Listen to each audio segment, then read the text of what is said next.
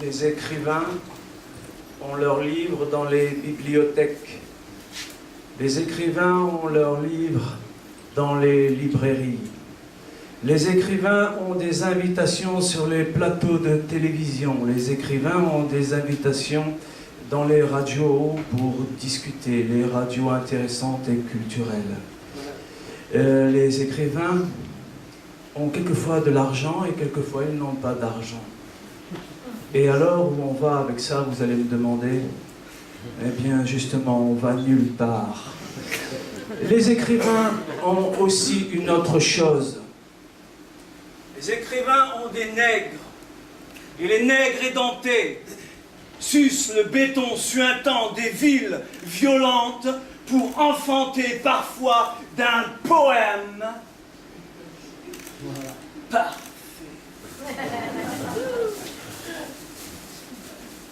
Le cancre.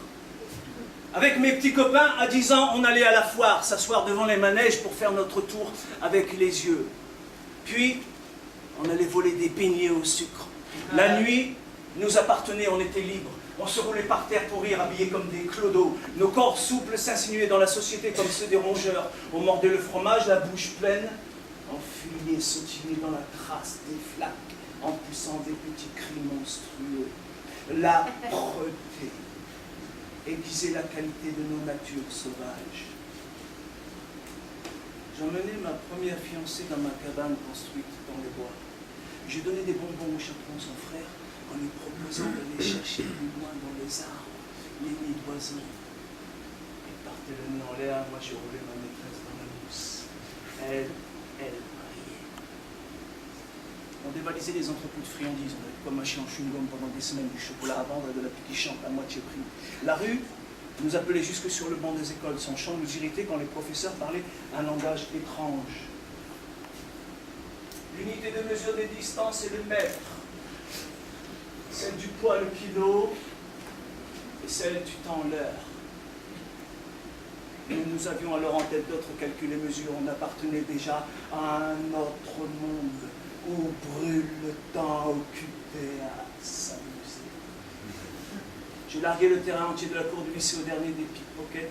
Il se frottait les mains de doubler sa fortune. Je fis mes adieux à messieurs les professeurs. Nous ne nous revîmes jamais. J'échouais dans la vie.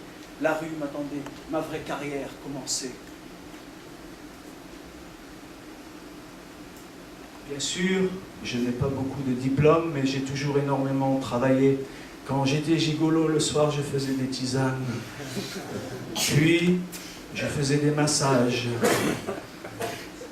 Le matin, je préparais le petit déjeuner. Quand j'étais gigolo, j'étais aussi psychanalyste. Mais ça, c'est une autre histoire. Merci.